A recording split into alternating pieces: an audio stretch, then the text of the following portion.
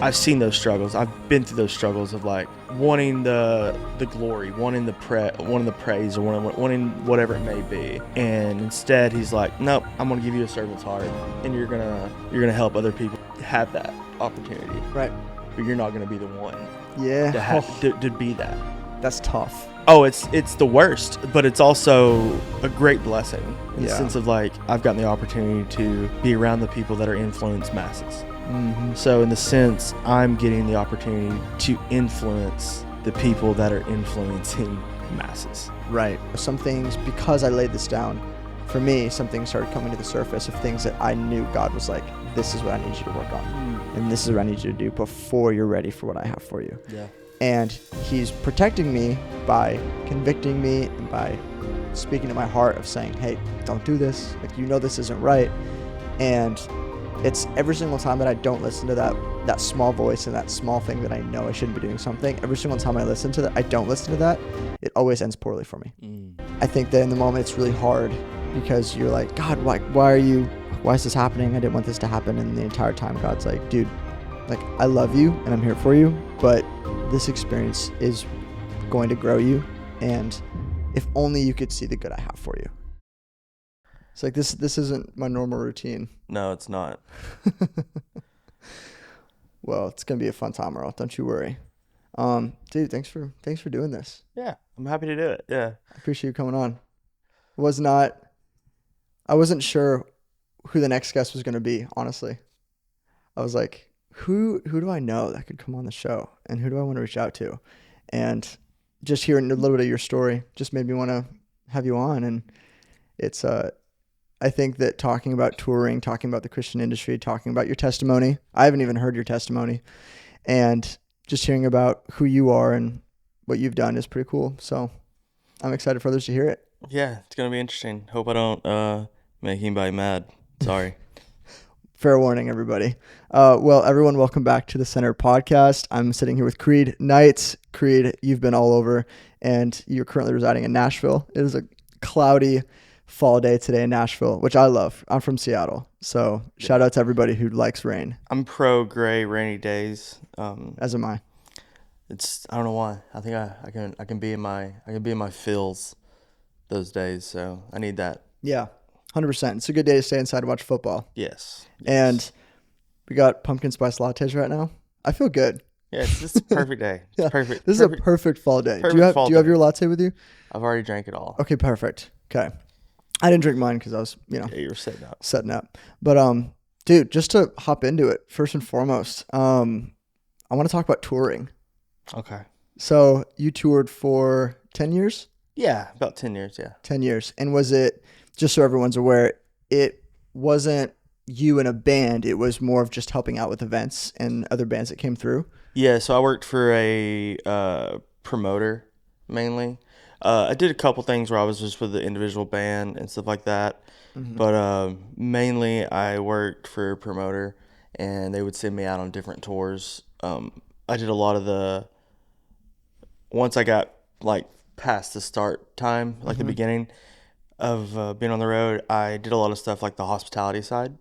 So my world was just basically backstage, just kind of like setting up things, making sure it felt cool, felt good backstage for artists, and something normal. That was the thing that was a big deal. It was because you're in a new city every day, you're in a new arena, a new place every day, and most of the time it just feels like a brick, like concrete brick rooms, and so just something that would make it feel more normal and more kind of more homey. Yeah. So it's like they have some type of something that they know where they can go to. They know they can do this. They know they can get coffee here. They know they can hang out here. Right. It's going to feel the same every day. Somewhere it's going to feel nice. Right. You know? Are artists typically in a good mood when they come to new cities, or is it typically like, all right, here we go again? No, I think for the most part, they're still just regular people. So they're going through normal things as everybody else are. And it can be that's a unique world, because I think a lot of times you have to turn it on at a certain point, right. And so I think that was another real thing for us when what we were getting to do was make it where they got to be themselves backstage, where they can they don't have to feel like they're on constantly. They can just kind of do their normal thing, wake up, chill, read, whatever they do, pray. A lot of times, they just need a space to be themselves for a little bit. And I think Yeah. that was one of our big things was, sorry, my dog's You're all good. just sitting right underneath you. I love him. I'm a huge dog person, so I don't mind at all. He's chilling. We're chilling. It's a room full of chilling. I'm fine with it. Yeah. No, that's good. Yeah, it was that was a big deal, I think. We had some really awesome leaders when I was coming through, people that kind of taught like a handful of us a unique way to tour, I guess you'd say, in the sense of the way that we cared for artists, the way we went about our day every day. Um, I guess you could say it takes more time and more manpower sometimes with the way we did things, but it was special. It was really special when you got to see the end result of what we were Right. doing.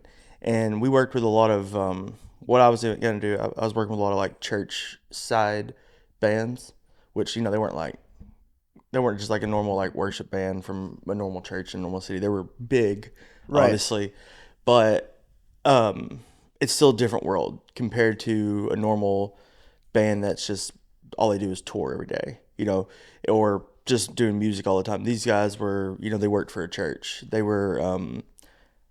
had to be home certain times. They had families they had to go back to. They had normal jobs in their churches they were doing.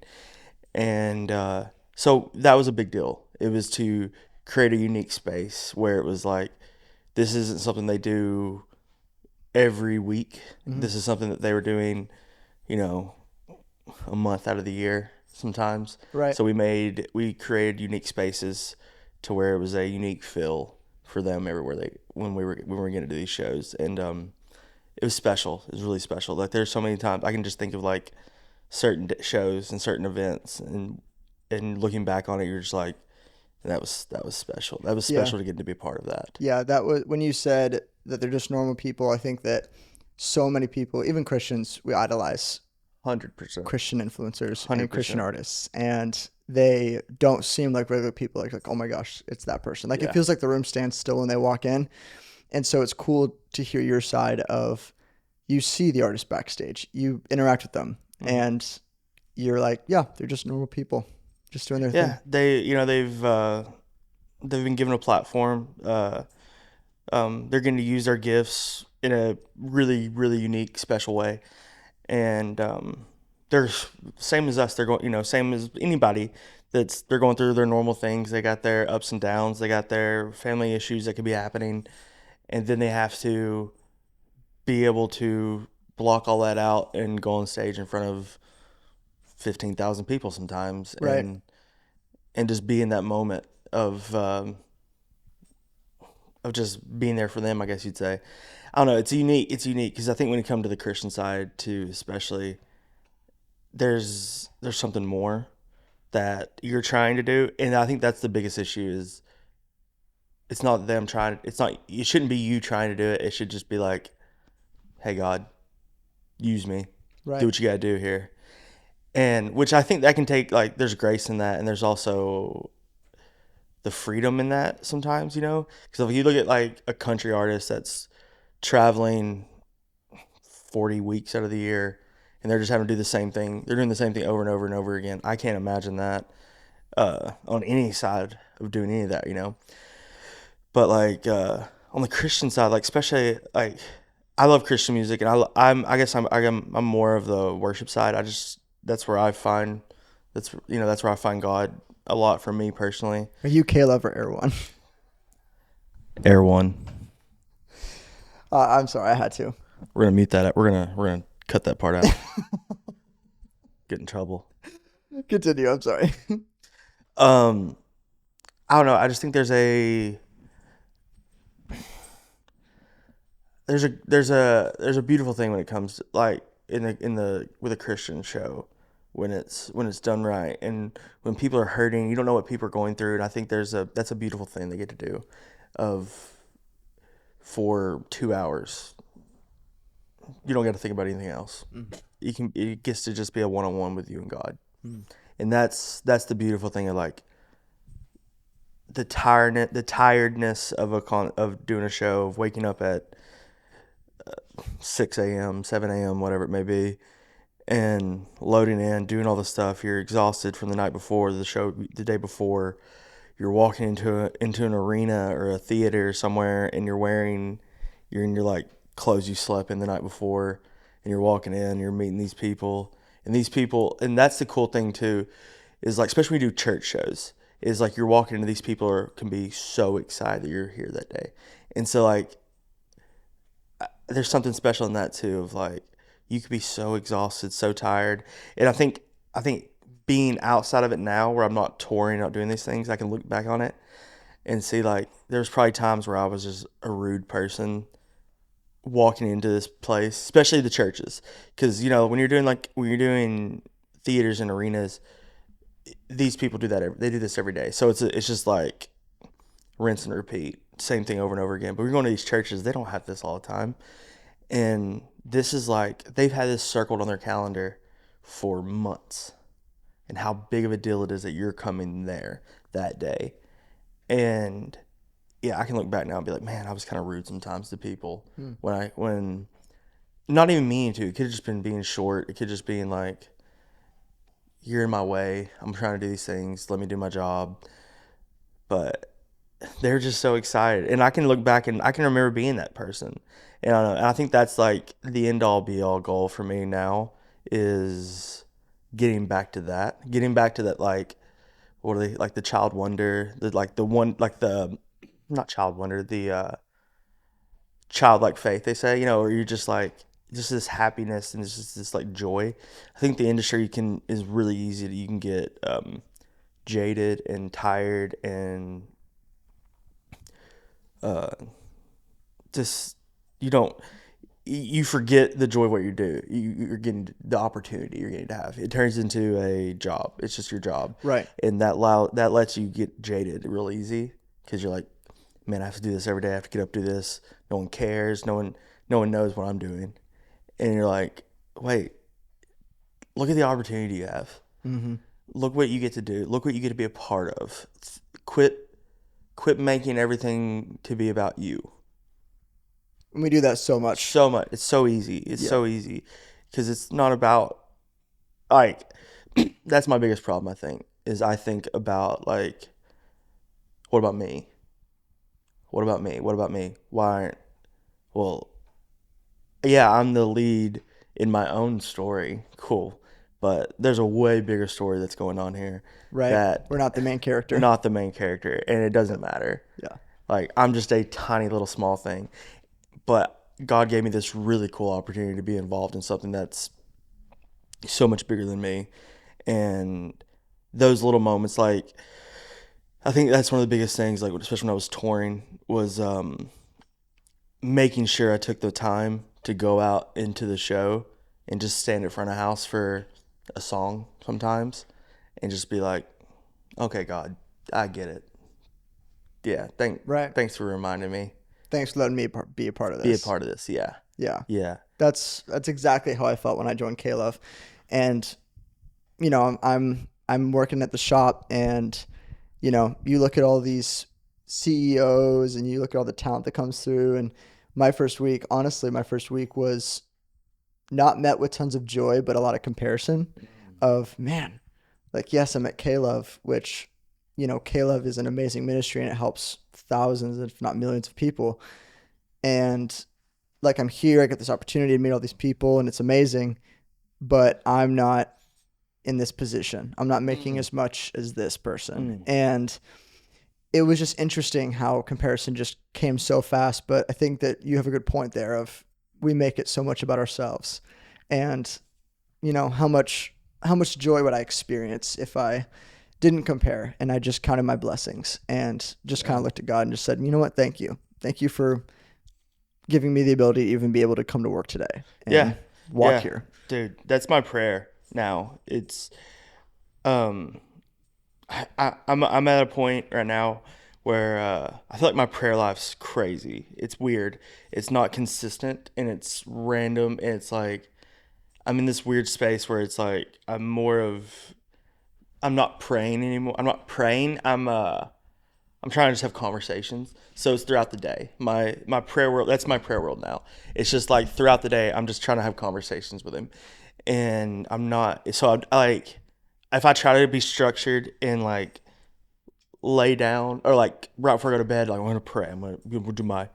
This is the time. I can't. I can't do it, and I'll like fall asleep. But I just have to like it's just a consistent like talking to him, and I think that's a lot of what I'm doing now. It's just throughout the day I'm just like, man, God, like, thank you, like, so it's always just like it's just like constantly talking to him saying thanks now, and that like and that brings me so much more joy, and it's like I think during my I'm just like randomly going places. I apologize. No, I love it. I think during the time like I've tried to make Christianity a structured thing for so many years, and it's not that it's a relationship, it's a friendship, it's me just talking to him because like I feel like I'm a joyful person, and I'm outward person, you know, kind of extroverted, I guess you'd say, uh, which can be really draining.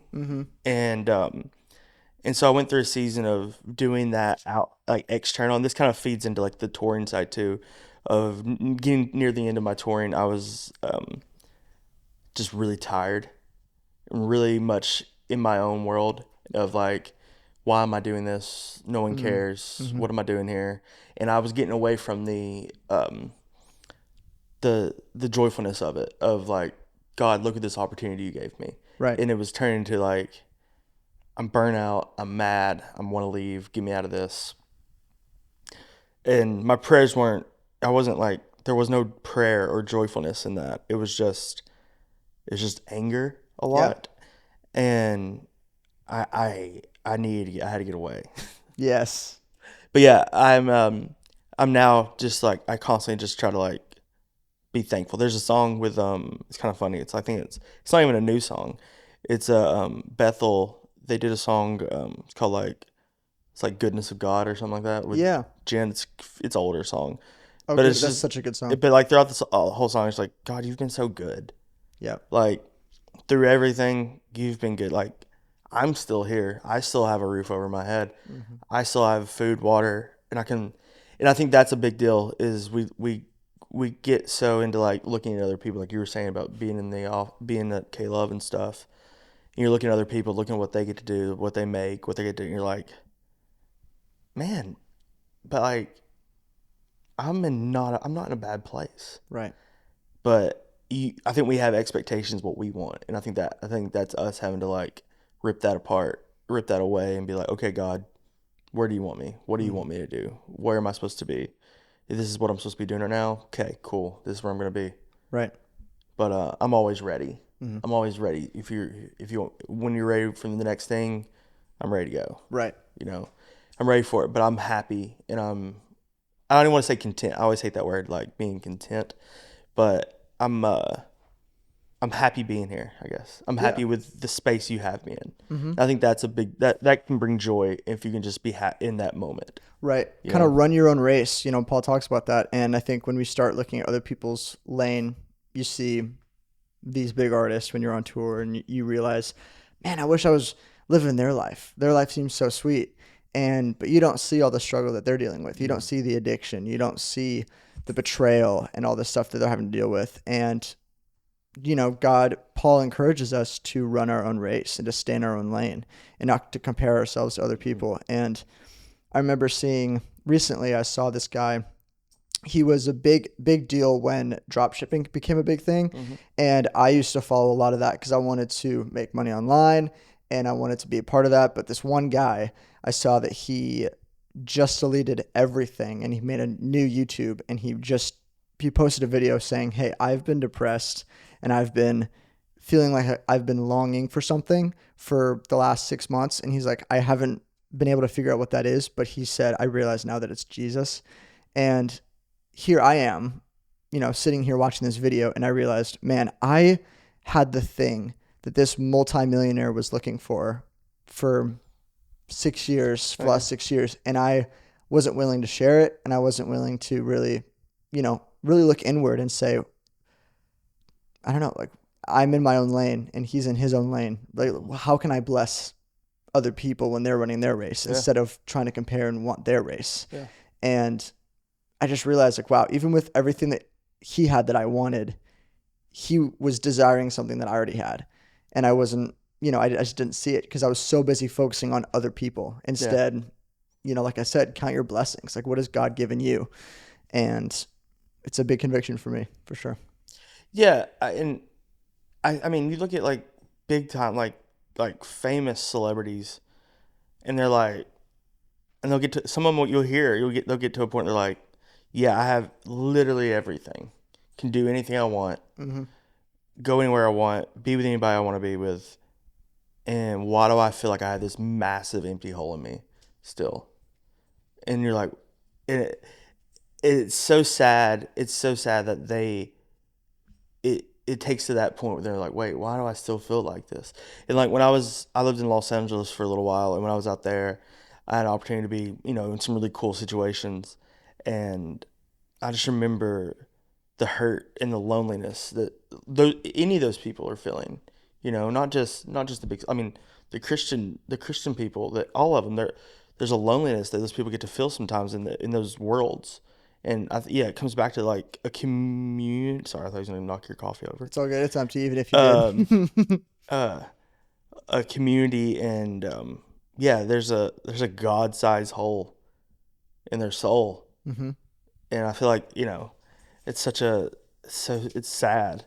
It's sad that because also in that world, like you're probably not trusting a lot of people when you're like that too, especially if you've made like where that guy came from, probably made a lot of money and stuff like that. Mm-hmm. You did it yourself. You don't trust a lot of people because you only trust yourself in those situations a Right. lot of times, I think. And so I don't know, man. That's that's the whole thing. It's money, fame, happiness, or not happiness, money and fame, and the celebrityness. They're gonna do what's that gonna do for you at the end? It's nothing. Yeah, it's great right now, and money's great. Yeah, we all know that. But like, It's all gonna fade. it go. You can't take it with you. Yep. What's it gonna do? And so I don't know, man. Yeah. There's so many. It's sad. It's really Yeah. sad. Yeah. It is really sad. Did you see a lot of that when you were touring? No, I mean, I think you see sadness and you see loneliness. Loneliness is probably the biggest one. I mean, yeah, it's a different type of community. And I was blessed when I was touring that I had a fantastic community of people that I may not be touring with them constantly, but we were like, that was the community when we were home. Like we Mm-hmm. had, like I had a home, I had a very great community here of just people that got it, I guess, that we're all doing the same thing. If that was a group of us that met, that would hang out every Monday night and get like cook dinner together, hang out and just be together, or all of us that we would just make sure we spent time together and did different things when we were all home was very, very meaningful Mm-hmm. and very good just to kind of like break up that cycle of doing the same thing over and over and over and over and over again and just I think it's kind of funny because like people are always like, "Oh man, you traveled all over the place. You've been to all these cool cities. Like, what's your favorite city?" And I'm like, "Yeah, you really don't get to see the cities that much. Right. Not in what I was doing. Like yeah, in certain roles you'll have more freedom to like go out and do things during the day. But yeah, I never really left, and so I was like, is the joke is like I can tell you the best Wi-Fi, the hottest showers, and like stuff like that Right. for an arena, Right. and like that's basically it. Like Mm-hmm. I can't tell you like, and maybe the best coffee in the city. Mm-hmm. That's it. Those are the three things I can tell you, Hmm. unless it was like an off day, But more normally, yeah, you're like getting to travel all these places, and so people think, and that comes back to like the outside of like the music industry and the touring. People think it's just this like this incredible lifestyle of like, oh yeah, you're probably jet setting all over the place and staying in these awesome hotels, getting to do all these awesome things. No, you're living on a bus with 11 other people, and you wake up in a new city and you walk right in, and hope there's catering in there, hopefully, and you're gonna start eating breakfast, then you're working all day Yeah. until 10, 11, 12 o'clock at night, and then you're taking a shower, getting everything back on the bus, going to sleep, waking up in a new city, doing it again. Man. Yeah, that's a crazy life. And so there's I think there's a level of loneliness that can come from that Yeah. if you don't have the community around you, which that can make you burn out even quicker, I think, Mm-hmm. Yeah, that makes sense. Wow. What would you give, what kind of advice would you give to someone who is hoping to be on the road and to tour, or maybe do something in the industry like that? Yeah. Or is just curious, like, what would it be like to start out in that? I would say yes to things. Um, even if you think you're bigger, like that you're above a certain job, say yes to it. Um, when you're on the road, I think there's no job's bigger than the other. Oh yeah, well, no, like don't expect just because like you're coming in and you're like, yeah, I'm this, I can do this. Cool. Can you help us do this? This is what we need help with. Can you do this? Are you willing to say yes? Are you willing to work? Are you willing to put yourself aside and do some tasks that might not want to do?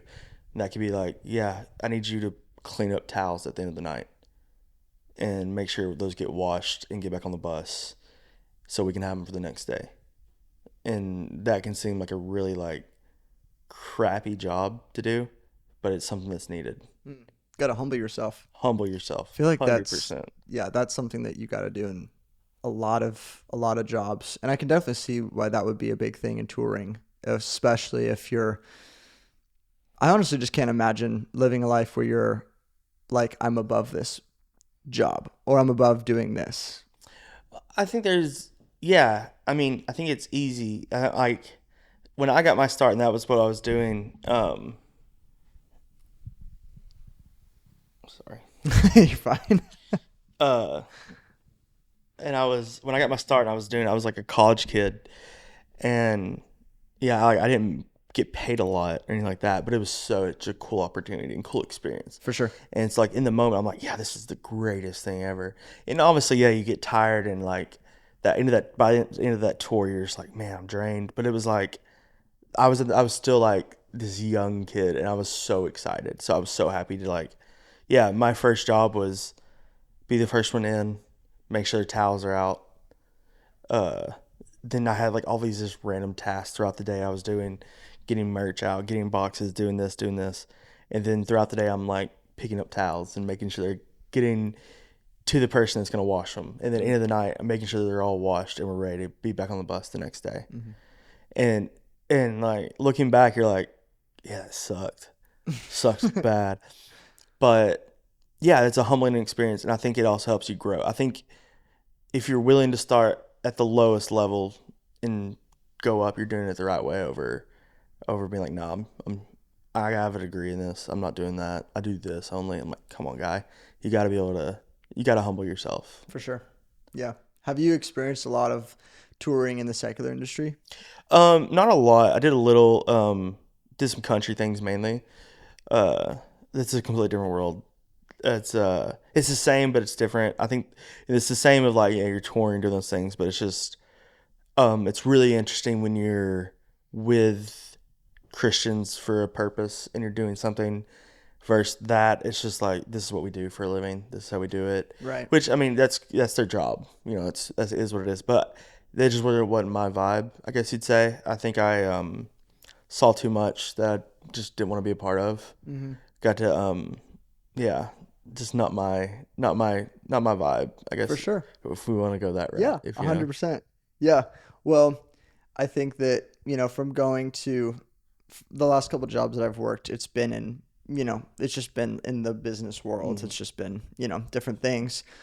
But being at K-Love, they treat it, they call it a ministry, and they treat it like a ministry. Yeah. And it's been honestly kind of a breath of fresh air to be a part of people who are in the same mission, like you said. Because I feel like in other industries that I've worked in, everyone's trying to get ahead. Mm-hmm. Everyone's trying to screw over the next guy so that that way they can get the position Yeah, or they yeah, can move up the chain. yeah. And I feel like in K-Love, it feels different because I think a lot of people genuinely have love and care for other people. Yeah. And yeah, I think that even for me when I came to K Love, I didn't know what to expect fully. Mm-hmm. And yeah, it is a breath of fresh air. It's like seeing the leadership praying for you is really cool. And I think that like we were talking about, like it comes back to like a bigger mission, a bigger thing, and the opportunity that like God's given K Love in the sense of being the biggest there is in that industry is really awesome, you know. And so it's like seeing leaders and seeing people that you can actually look up to and be like, okay, they're not just it's not just a good opportunity they got this job. It's a bigger they're doing something for a bigger purpose. Right. And the way you have to steward that is really cool to see. And yeah, it's been a, like you were saying, like just like a breath of fresh air almost. Right. Like Yeah. you saw at our company meeting, our CEO and other people started crying as they were Yeah. talking because it is the mission and Yeah. it's because it's for people Yeah. and people at K-Love genuinely love people, which I think is really cool. Kind of switching gears from touring. Thank you so much for sharing Yeah. all that. It's fascinating, and I think I always wanted to be somewhat a part of the music industry. Like I always thought it'd be cool to be in a band. I never went down that route. Obviously, I'm hosting a podcast, and Do you play? no, I don't either. I used to play piano and guitar, and I loved guitar a lot more, but just fell off. Yeah. Yeah, I kind of wish I still had it, but priorities. Everybody has their own thing. Yeah, it's 100% true. But I just am curious, what was your upbringing when it came to taking Jesus seriously? Ooh. So I was kind of like raised in the church, I guess you'd say. My mom was like our church secretary, and so I was always around. And so I feel like I was just always in a sense of like consuming the Bible, Me too. you know? Even if I didn't know I was, you know? Like I can even like random little like just random little like tidbits of knowledge you gain Right. throughout like my life of like Old Testament Bible stories Yep. from like watching VeggieTales as a kid or like you whatever it may be. VeggieTales goes hard. Oh my gosh, I'm still a big fan. Big fan. They need to come back. Bring them back. Bring it back. Yeah. Lifeway. Do your magic. Actually, Lifeway might be gone too. Sorry, Lifeway. Shout out. I'm sure they're watching this. Yeah. You probably are. Well, anyways, yeah, I was kind of like raised in it. But I think it was kind of surface level in the sense of like, it's like church on Wednesdays, church on Sunday mornings, church on Wednesday nights. And yeah, I was always around it. My mom like would like be a chaperone for events and everything. So even if I was younger and I was going to youth events, I was always just constantly around it. But like I didn't really I think like I accepted Christ when I was like 8 years old, and that was it was like a Easter service, and I just remember like the pastor. Like I grew up Southern Baptist. Okay. Um, so like I remember the guy that was preaching that morning. It was like a sunrise service at Easter, and I just remember him like just talking about like the crucifixion and talking about leading up to the day of like Jesus getting arrested and the people just like spitting on him and all these things. And I don't know why, like all that just kind of like hit me, and I was like, I gotta accept Christ. Hmm. And I did that, but like I don't think I like realized it. And I always called myself a Christian, throughout that from then on, and like into high school and everything. I was a Christian. I was like, and I think there was like certain little things of like, I don't want to say like being nice to people, but just like having like a heart for other people and wanting to just be nice to people and these things, which I think those are certain things that just kind of like are like stuff that tugs on your heart, like from the Holy Spirit and everything. Is just like that. But I think I truly understood when I was like probably um 18, 19, I would say, Yeah. when it started like clicking. And I think I mean, and it's a battle every day, obviously, with the world we live in. So you're constantly either, I don't want to say trying to do the right thing, but and I don't want to say like, it's not expectations, but I feel like I'm always trying to, just stay in that path and not allow myself to derail. Which then, that's kind of funny. Where I'll bring it back of like, I'm making it my, even during I'm saying this, I'm making it about myself. Yeah. And I'm not just like, man, yeah, God did it all. I'm just lucky to be along the ride. Right. But instead, I'm like, yeah, I'm trying every day to be better, trying to do this, like Self-help. it's all me. It's all me. It is. It's all me. No, I think that's the biggest. That's my battle. That's Yeah. my battle every day. Is Yeah. uh, I want things done now, or I want to make sure I'm doing it for them, and instead of just being like, yeah, I'm supposed to do, like, this is just who I am. Yeah. God made me like this. This is why I'm gonna do this. Yeah. But I ramble a lot. I apologize. No, dude, I love it. It honestly makes me think too about my own life. And I think you and I it's scary how you and I are very similar when it comes to our upbringing in church. I also called myself a Christian and felt that tugging as well. But I called myself a Christian and did everything else that the world was doing. Oh, yeah. And that was my middle school and high school and college experience of just calling myself a Christian, being nice to people because I was raised that way and my mom raised me to be a gentleman. And I fall short there too, for sure. But I think that a lot of what I did growing up was, it started off as being, I have to be a gentleman. And then as I grew in my faith, it more became of, now I'm doing this because I genuinely want to. And then it became, I genuinely care, and then love, and, just kind of grown over time.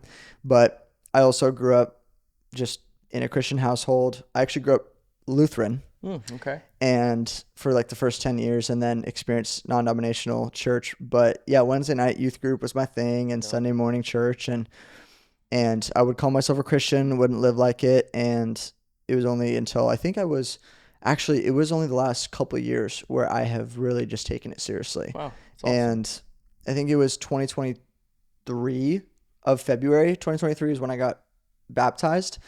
And I got baptized earlier, like as a baby, same. child dedication. And then sophomore in high school, I got baptized because I really do, like, I look back and I think it was just a lot of emotions during worship. And I was like, oh, I want to get baptized again. And that was me when I was 8. So it was like the, what's the whole, like, they don't do haunted houses. They do like the hell house. And it's like, scare them to Christianity. Yeah. Like, that's what that was when I was 8. No way. It was scared into Christianity because it was like this like raw emotion of like what was happening that day when Jesus was having to walk with the cross and all these things. And I'm like, I just remember being this little kid and just being like, oh boy, I gotta do it. I have to go. Then but even before then, I remember being, because again, like I was saying, like I was raised in the church basically. I remember being like 6 or 7 and being in Walmart and hearing about the like the trumpet sound, like when God was coming back. Oh, sure. Like I think this is probably around the time of you were probably too young for this, but Left Behind, the movie. You ever heard of that? What year? Oh, I couldn't tell you what year. I don't know. It was a long time ago. Okay. But there was a movie called Left Behind that was like the start of like that whole like Christian genre of movies, Okay. And this one was like God's Not Dead. way, all that stuff. Yeah. But like Left Behind was like the original, where it was like they're all these people like get left behind, like they get the rapture happens. I did see this only recently though. Okay, yeah. Super old, but I remember being like 7 or 8, 6, like 7, a horror 8. movie? No. Oh, okay. No. Maybe it was something else I'm thinking of. I mean, some people probably call it a horror movie. It's scary, real scary, but especially as a kid. Oh yeah. But I remember being in Walmart, and I swear I heard like a trumpet, like this noise. You're like, oh my gosh, this is it. But then I couldn't find anybody in the Walmart, and I felt like I was alone. I thought I got like left behind, like the rapture happened. No way. I remember being like this little kid crying in Walmart because I was like, they're all gone. I got left behind. I'm going to hell. Yeah, yeah. Dang. That And sucks. like I look back on those things and like, wait, like are they just like trying to scare you into Right. Christianity as a kid? Right. That's all it was. Yeah. It's like there's no, it was nothing about like this relationship or anything like that. It was like you're gonna go to hell. You're gonna go to hell. And like, but like also growing up, it was like there was very what's the word where you're I can't. We'll skip that. I'm sorry. No, you're I good. forget words, man. I'm bad with that. No, you're fine. Blow me up. But You're a popular guy. I don't know. I can't think what I was gonna say. I lost the whole train of thought. Let's just keep going. No, I think I think that's great. Man, this gives me so much to think about. I mean, it is a scary thought. It is. Like, it is. Oh, one day, I've actually been doing a lot of reading about this, about the more like the second judgment of Christ, where it's like for all the believers. Yeah. And, there's the first judgment where it's heaven or hell. And then, which if you're a non-believer, like I'm skimming this, please do your own research. It's not as simple as like, heaven or hell. It's like, I'm just going to continue on. But it's once you come before God and he's like, have you accepted Jesus? And, if you have on earth, then obviously, you're saved because of Jesus's blood. And then the second judgment's more like, what did you do after you were saved? Were you just kind of like a bum on a log and not do anything? Or did you do what I asked you to do, which is to spread the gospel and to bring the church forward and to keep it growing? Like, did you do this? Because the Bible says that we build up our treasures in heaven. So depending on what you do on earth, it's like it matters.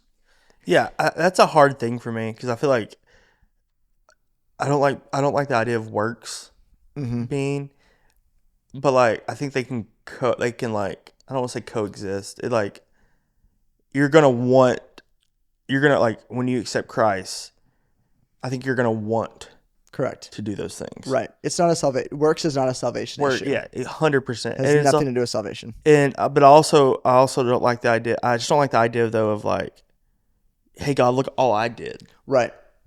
Right. Which, because I mean, I think there's going to be a lot more people in heaven that we did not expect to be in heaven. When we get there, they're going to be like, wait, how'd you get here? Yeah. But it's almost like, that comes back to like, this is a one-on-one relationship. This isn't about what other people do, what other people are doing, whether people, how they've done everything. And there's a pastor, I can't remember his name right now, but he said this conference I was at years ago, he made this comment about the guy that shared the gospel with me that led me to Christ. I couldn't tell you if he led anybody else to Christ or not. And but him leading me to Christ, I was able to get a platform where there could be thousands of people that were led to Christ because of my platform. Right. But what's the difference in what that one guy did leading me to Christ, which then was able to lead this many people to Christ? I've never thought about that. And so, like, we can't, I think that comes back to us looking at other people, what they've done, I think. And so everybody has their own race, their own story. So we don't really know, like, what, like, I think you can find what you're supposed to be doing, obviously, in Christ. But like when it comes to me, I look at it almost in the sense of like, God made me this like happy-go-lucky like person that I just try to be joyful. I'm a joyful, fun person. I try to be, and that's who I'm supposed to be. So if I'm in my story, my race, or whatever you want to call it, I'm just supposed to be this guy that's just friendly to people and nice to people, and has a heart when he, has a heart for other people. So that might not be me physically leading people to Christ, but I'm gonna show Jesus through me, and that could be that might be what I'm supposed to be doing which then could lead them to another opportunity where they could experience something more. I might not be the end all final person, the final boss that's going to help them find Jesus, which I don't want to go down that path, but I might just be the person that's going to be like spark something different in them, which You're planting seeds. planting seeds. Yeah, that could be it. Yeah, like I heard a story actually a couple weeks ago when I was I think I was in Colorado, and I met this woman at a Caleb event, and she was like, I had nothing. I was just, life was bad. I was doing drugs. I was doing all these things, and I got a job, but I didn't have a car to get there. And I went to this dealership, and for some reason, this guy was just so nice to me and helped me get me this opportunity to give me this car because I had the job. And the radio station, it just happened to be on Caleb, and I just happened to hear this one song at that right moment. And that just kind of flipped everything in this person's life. And you're like, man, like, God's cool. Right. Who am I? Who am I? God's really cool. Yeah. Right. Kind of goes back to that. I'm not the main character. I'm not the main character. Yeah, it's not about me. Mm-hmm. And I think that's my fight every day. Mm-hmm. It's not about me. Yeah. I'm just supposed to, God wants me to be like this personality, this person. That's who I'm going to be. And I'm just going to show love that way. Come on. Yeah. Let's go. That's one thing that I have really, for my battle, like you said, I'm not the main character. I think for me, it's a big one is I feel like lying to myself that God doesn't see me in the midst of what I'm doing. And I think that applies a lot to when I sin. It's like, oh, God's not watching me right now. And I think, that's a lie. And I feel like that's easier to kind of get past stuff. It's like, oh, I'm able to hide from God, which is not true at all. Yeah. But when it comes to the show, I feel like the biggest thing is making sure that it's not about me and that it's about him. And I think that I talked to my friend the other day, went for a run yesterday, and he said something that was really good. He was like, Garth, is it a bad thing to want the podcast to look good? Is it a bad thing that you want your face to be in 4K instead of 1080? He's like, that's not a bad thing. But he's like, it's not about the production. And that's why if you're watching on YouTube or Spotify, because Spotify actually does video now, if you're watching this, it's not 2 cameras today, it's just 1. And it's because he convicted me and he said, it's not about the production. He's like, you could have the best produced podcast out there, but if the content's crap, yeah, it's not going to do anything. Like you were saying on the way up here, you were like, when I listen to podcasts, a lot of the times it's background noise. It's like, I set it down and I listen to it. And it's like, yeah, that's what a lot of people do. So if the content is crap, but the production's really good, people are not going to, they're going to click on it. They're not going to stay for a bit. And that's the thing about, that's a whole different conversation about the YouTube algorithm, but that's how YouTube pushes videos if people are staying throughout the video. Mm-hmm. But he said, versus if you have the worst production and the worst lighting, worst camera, but you have amazing content and you have content that is encouraging and uplifting people and it's inspiring people and it's bringing people closer to Jesus, keep doing that. Yeah. He's like, that's good. That's what's going to push the show. It's going to be your personality, whoever you're having on, and what you're talking about. He's like, it doesn't really, production's second level. Like it's not the most important thing. And that was convicting for me. And I was like, man, he's got a good point. Cause I've gotten really good at wanting to spend money on things I don't need right now, like good lighting and a better camera, but I haven't been thinking about what about better content and how much time am I giving to looking up what's the best light and what's the best camera, what's the best audio for the show versus what's the thing that people need to know? And like, what are people's burning questions and who do I know that I can have on that will be an inspiration and just an encouragement for my listeners and for everyone listening to the show. And at the end of the day, the mission has always been and will continue to be, the show exists to bring people closer to Jesus and then to encourage others already walking with him. Yeah. And that's been the mission and that is continuing to be the mission. And now it's kind of been what do you do to stay centered in Christ, which we can end on this last thing of what it looks like to stay centered in Christ and what you do personally and what I do. Because a lot of people say, I read my Bible and I worship throughout the day. But I think that it's encouraging to hear different people explain a little bit of like, what does it look like for you? And is it hard for you? Or is it super easy for you? Like what does it really look like to stay centered in Christ and keep Christ in the center of live events or coffee or hanging out with friends? Like what does it look like? And so that was a ramble, but just felt like saying it. Yeah. No, and that's good. I think for me, I think it's a new day every day when it comes to trying to stay centered in Christ. I think personally for me, worship music is a big one for me. If that could be just me in the car before work, me sitting at my desk sometimes, uh, but honestly, coming back to our job, it kind of we have a great opportunity. If I like just need to get away and go pray, I can go do that. It's pretty awesome. Yeah. We got a chapel. Yeah, we have the chapel. I go in there a lot. Uh, I think I think it's a battle most days. Not in the sense of like not in the sense of like God's hard to find. I think I'm just going back to where we kind of took this of our own story, our own thing. I'm very big. I easily try to be like do it before God because I think like I did it. Like that's how I kind of want to feel, but it's like I have to take myself out of it. So it's a lot of times of me just being trying to just feel him sometimes. I don't know. I feel like I'm rambling on that. I don't really. I think it's just a battle for me every day, and which is gonna be. I wish it wasn't, but I wish it was just easy. Dude, Always, there's such a thing as spiritual warfare every day. every day, every day. And I think that's what the content you consume and what you see. I mean, social media is just a freaking. It's the worst. We live in a wild time with social media. Yeah, it's the worst. Yeah. Just kind of overall social media at this point, I think. Yeah.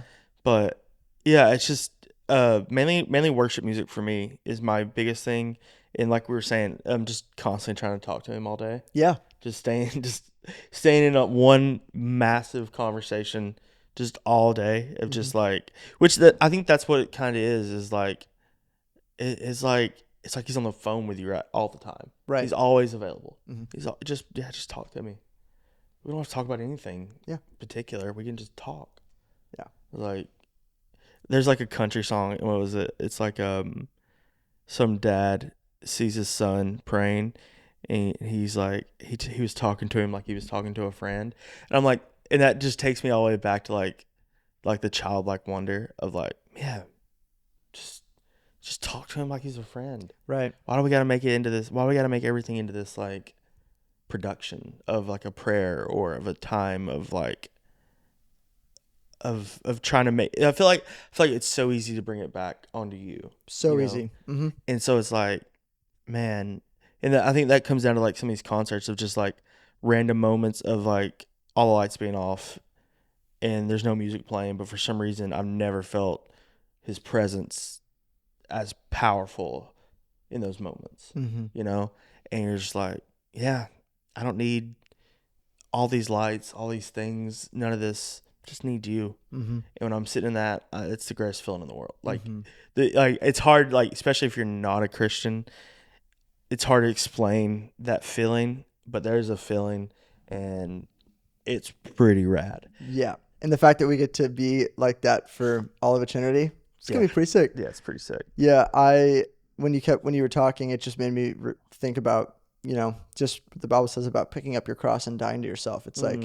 It's that same thing of what the theme of this whole video, which was not planned, by the way, of we're not the main characters. It's what that looks like of just saying, you know what, I'm not as important as you, God. And that's what putting yourself down looks like and picking up your cross of like, all right, it's not about me, it's about you. Yeah. And I do want to hear, what are some of your favorite worship songs? Ooh. I know it's a big question. I even have some that I can share because what I'm listening right now, I'm listening to a lot of Bethel. I'm listening to a lot of Elevation. Man, I also like kicking it old school sometimes with some Oh old yeah, come on. old hymns. Yes. Yep. Oh, I There's got a some. I actually song. got some on the playlist. There's one called it's like At the Cross. Hmm. So old. I mean, that thing probably written in the 1700s, but it might be my favorite song of all time. I got one called "Be Thou My Vision." Be Thou My Vision. Have you heard that one? Probably. The blessing / doxology. Yeah, Solid. yeah. Yeah, I listened to a good amount of Elevation, like "Welcome Resurrection" by Elevation, and man, "Casting Crowns" is a big one for me too. Old school, man. Yeah. Love "Casting Crowns." Dude, this has been a really great conversation. It's been very random. I apologize. I- This is who I am.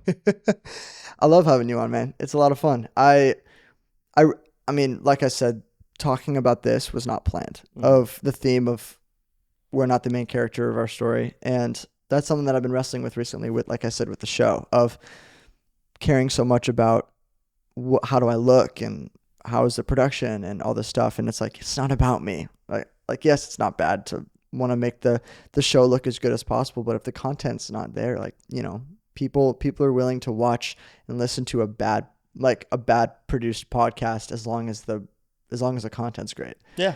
And that's something that I need to work on. And, you know, anything with Jesus is going to be great.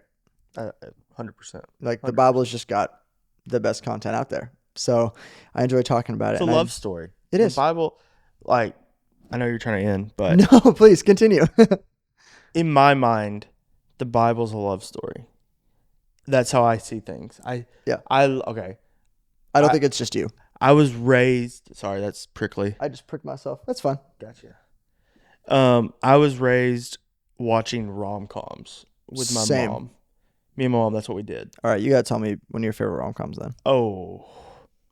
Especially since the fall season, we'll go Harry Met Sally. Come on. Personal favorite of all time, though, French Kiss, Meg Ryan. Give it a watch. It's great. What about The Proposal? That's too new, bro. Really? That's too new. It's good, but What years do you think? What years are you? I'm talking about the 90s. Oh, I wasn't born then. 90s rom-coms, man. Okay. All right. Some early 2000s, but 90s rom-coms, they got it. Come They on. understood. They were all like, 28, and somehow the director of the marketing firm in New York City with their massive loft apartments. Yeah. And They lied to us, man. oh yeah, that was my goal. I was for many years I was really confused why I wasn't crushing it in a New York City loft apartment At 28. in my mid 20s, and it finally clicked. Wait, that's not real. Dude, I'm getting to my mid-20s and I'm realizing, man. None of that's real. TV It's a lie. TV writers. Friends, man. I don't Friends get get you. I don't get it. Yeah. That alone, that apartment, that doesn't make any sense. No. But yeah, I love love, and like even when I was in college, like in Bible college, I remember like we'd have to like write sermons and stuff like that, and they're always like, you need to go in more depth, and I'm like, no, that's not who I am. Like that's not what I'm not here to give you like the let's go deep, let's break this scripture down to this. I'm like, no, like I'm pretty sure I'm just supposed to show God's love. And like love is really awesome, and that like love and grace come back together for me. And those are just like, think about it, like we don't deserve anything. Mm-hmm. Like I sin every day. Yep. Every day. And like his love and grace is why I'm okay. Right. And we did not control the fact that we are alive right now. Yeah. Fully God. Did nothing. Nope. I've done nothing. I don't deserve anything. I mean, deserve's a weird one. People can get weird on that. Deserved. But I think, yeah, I don't deserve anything. I didn't do anything to deserve something. But I think that's the world. Like you're born not deserving anything. Yeah. And that's like from the world view too, not just the biblical view. but like, yeah, what have I done to have this reward? Nothing. Mm-hmm. I've done nothing. And so it's like, yeah, that's why I'm with me personally, I feel like my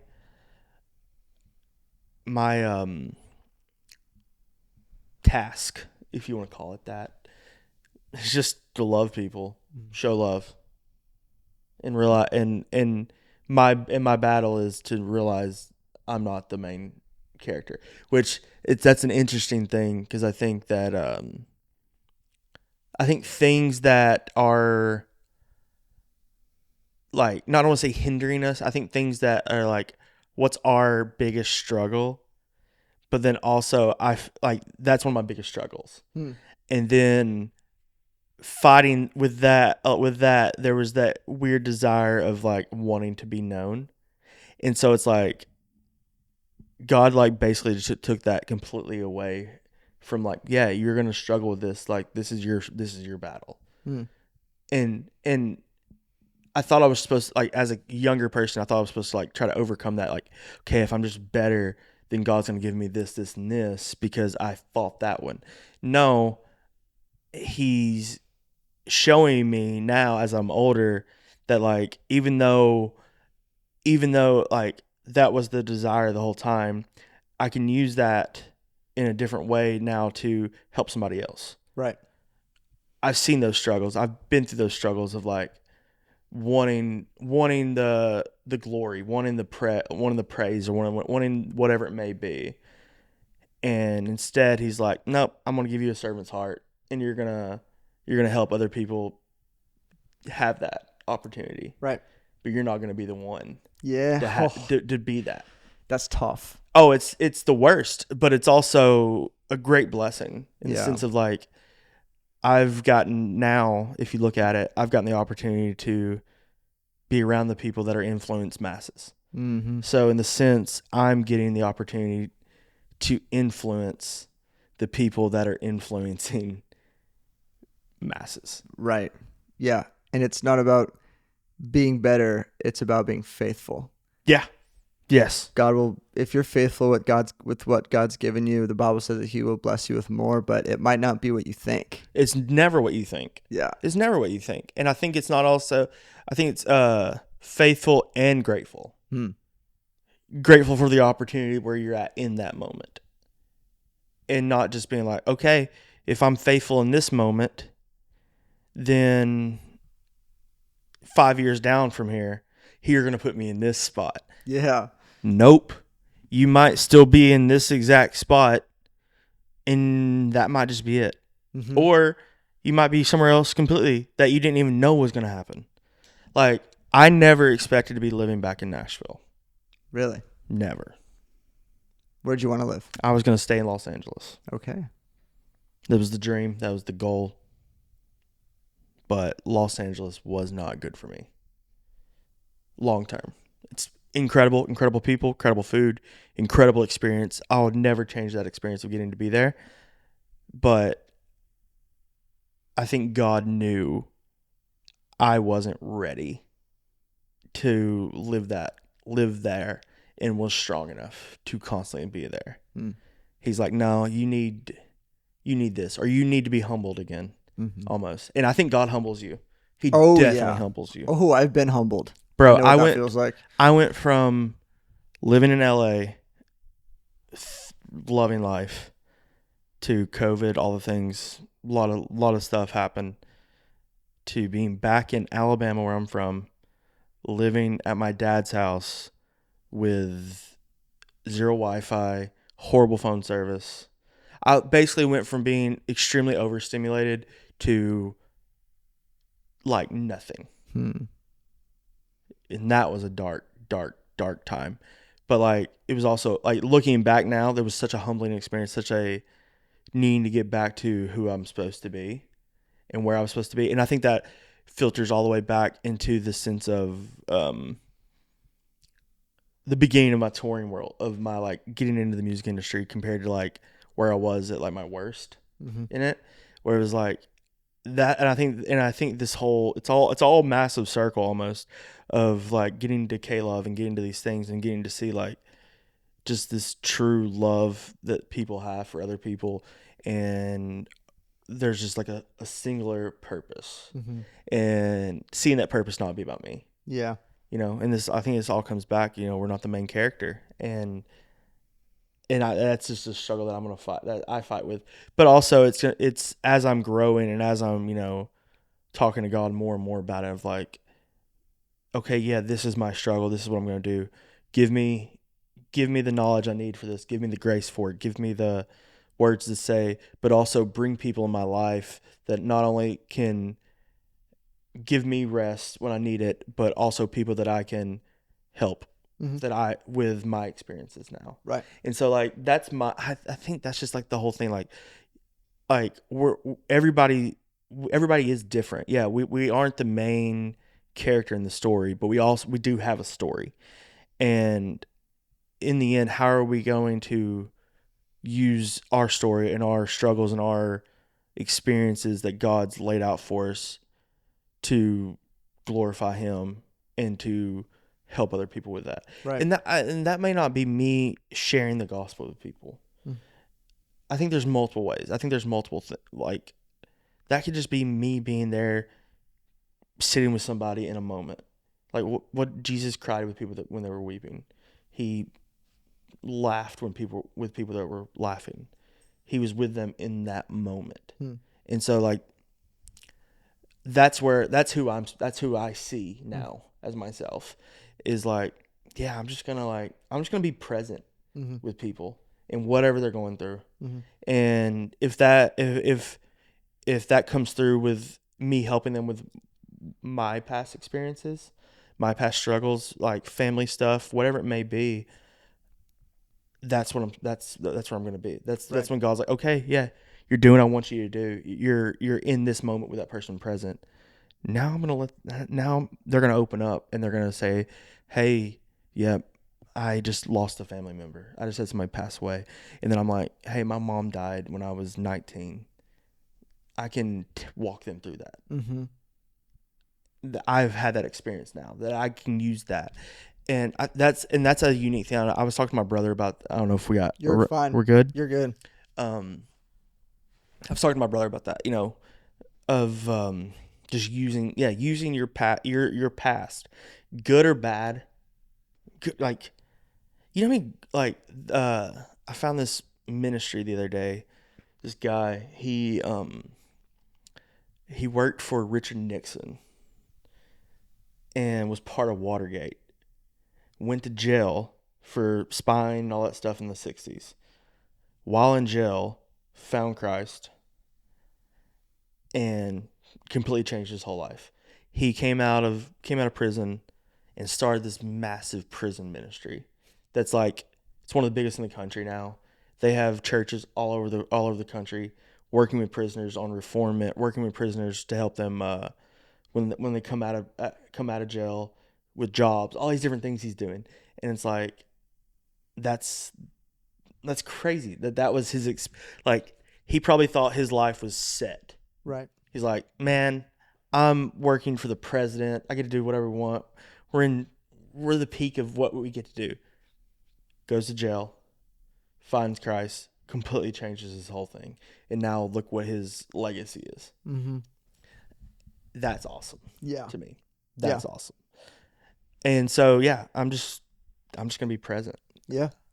That's all. That's what I'm supposed to do. That's who I'm supposed to be. I'm going to love people and be present. There's a song, a lyric of a song. It's a Old Hill song, I think, Hosanna. And all it says is, break my heart for what breaks yours. Yep. That song, Yep, that line wrecks me every time I hear it. And I'll play that song sometimes. If I'm like, I can feel it, like, man, you're pushing things away. Like, that's my prayer. Is like, bring something close. Bring something that's going to break my heart. And bring me back to where I'm supposed to be. Quit letting me think that I'm doing this. I'm going to do this. Look at all this big stuff we're getting to do. No, bring it back to the heart of what I'm supposed to be doing. And for me, that's just loving people. That's me. Yeah. Yeah. Man, I think about times in my life when God's humbled me and he's taken things away that I didn't want to lose and that he's asked me to lay down for him, and things that don't make sense, things that I've been waiting for, things that I want. God's like, I need you to lay down for me.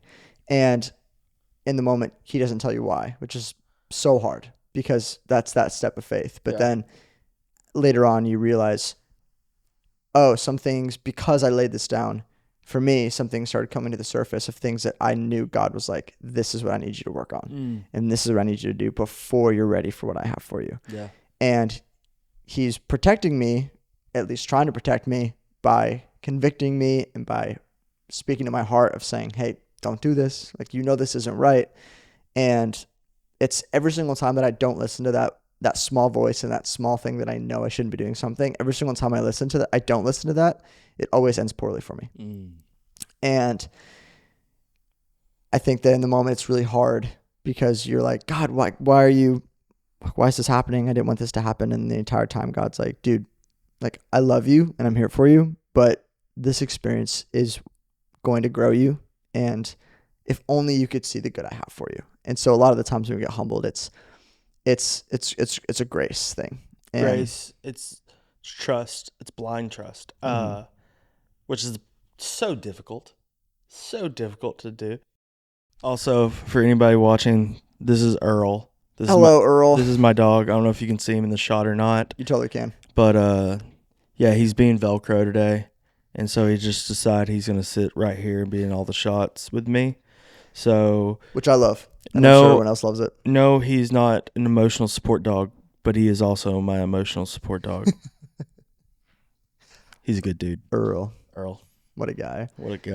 Yeah, it's always hard. Yeah. I think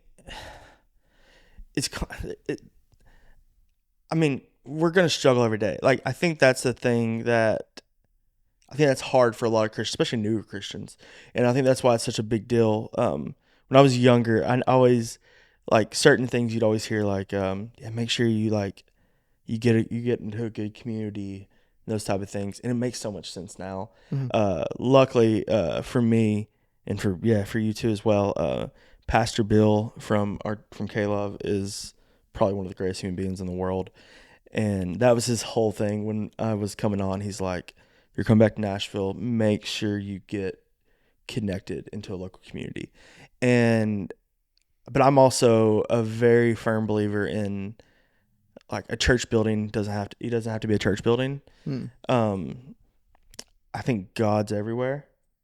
I think we made churches for, Christians to be able to have a place to come together. That's exactly what it is. Yeah. But I don't think it's always needed to be in a church. Personally, I think you can have community anywhere. You can have community with just your friends. You could literally watch church on TV and with a group of people and just have a community of people. As long as you're with people. As long as, I think people's the biggest thing. You can't, going through the Christ walk is not sustainable alone. It's not. No. It's not. Which I think, especially like post-COVID, we've had so many people, the introverted, being alone is such a normal thing. It's so easy to do. I find it even with me. I think, but I think because that for me personally, it's almost, I'm such an outward facing person during the day that I find it very easy to come home and just close it all in. Sure. And not do anything. Come home, play with my dog, cook dinner, and do my own thing, then just like go to bed, then just do it all over again. Right. And routine, I hate routine. I hate normalcy. It bothers me. I need to like do different things. But I think that's where I think Pastor Bill just like saw that in me, and he's like, you got to make sure you get community. And so like even now, like luckily for me being back here and the friends I have here and stuff, even when I'm exhausted, tired, don't want to do anything, I'm mentally just wiped, they won't let me. Like, no, we're gonna hang out. We don't. But also, like, it's a sense of like, I don't have to try. in that. I think that's a big deal with community. You shouldn't have to dress up. You shouldn't have to try. You should be able to, however you are, just come. Right. And that's what community is. And yeah, like I was just with some friends the other day. We literally played some card game that I not even know what we were playing, but it was just like being present with your friends in that community and letting you like recharge in a sense, you know? Yeah. Oh yeah. So yeah, as a new Christian, go find community. 100%. Do it 100%. Yeah. Even on my off days, I'm like, even yesterday after work, I was exhausted, and it's been a long week, especially with friends and family. Yeah. It was a long week. That's an event we had at K-Love. And I was driving home, and I just remember just not wanting to be alone. I was like, man, I'm just going to call my buddy. And so I called him, and I was like, hey, like, do you want to hang out? Are you free? So we ended up running and then went out to got dinner at Mojo's, which Mojo's is so good. And we ended up just like hanging out until like 10 and just had a good time. Yeah. And it was what I needed. And it was the same guy I had, on the phone today, just trying to help set up with this. And, it's super helpful to have community because God not only sees that and blesses that, but he works in that. And like different things can happen, different opportunities can come up and you get to celebrate life with friends. And so that's definitely one of the biggest things. And that's one of the things that I ask a lot of people as well when they move here is, have you found a church? Like at K-Love, there's a lot of people who come in and they're from California. And one of the first things I ask them is, have you found a church?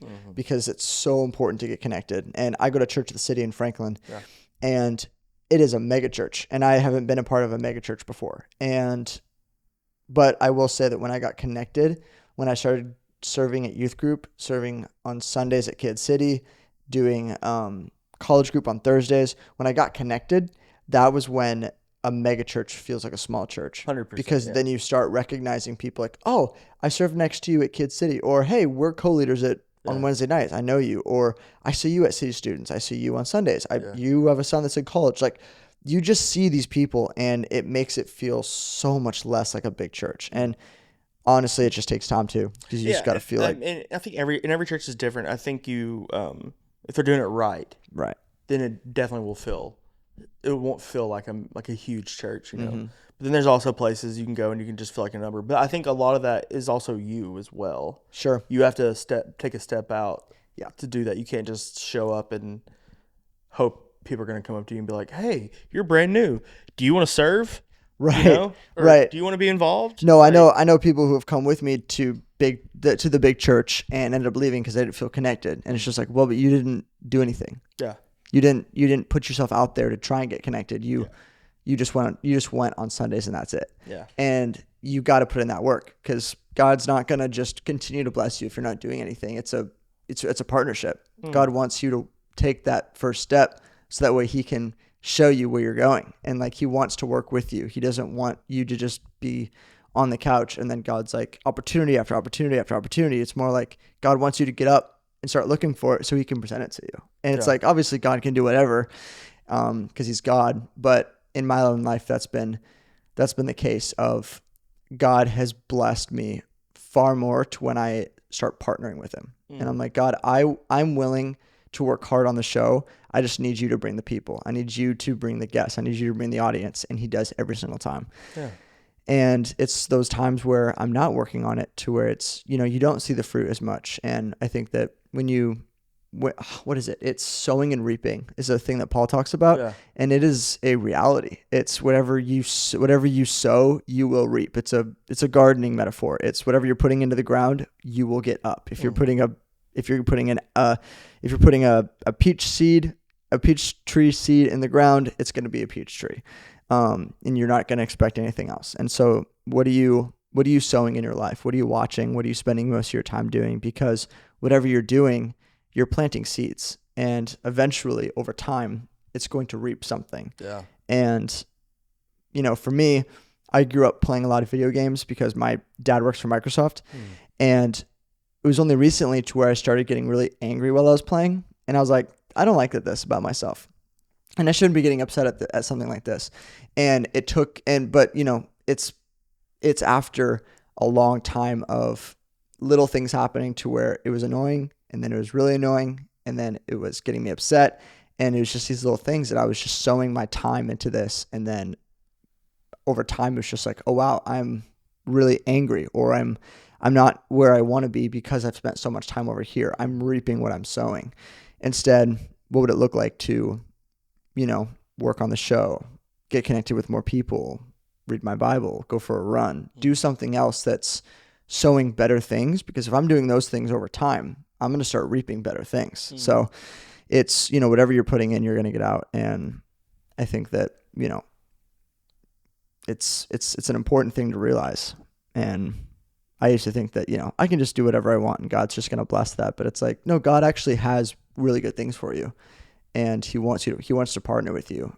Are you willing to move? Are you willing to follow him? And are you willing to jump into the opportunities he's going to give you? Like Church of the City. He gave me the opportunity. He was like, here's a church. Do you want to be a part of it? And I was like, yeah, I do. And, it's had so many blessings. So, yeah, man. It's awesome. Yeah. Yeah. It's been an amazing time.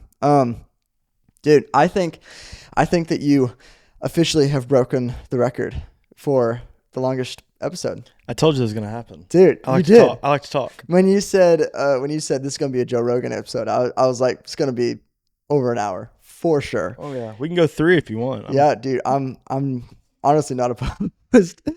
I've said this before, but this will not be the only time that you'll be on the show for sure.